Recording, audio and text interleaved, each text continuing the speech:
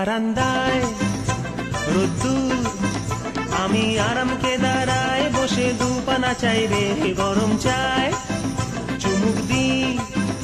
আমি খবরের কাগজ নিয়ে বসে পাতা উল্টাই রে, কলিং এর ঘন্টা শুনে ছুটে গিয়ে দরজা খুলি, কলিং এর ঘন্টা শুনে ছুটে গিয়ে দরজা খুলি। দারোয়ান দাঁড়ায় এসে তোমার কথা নাই।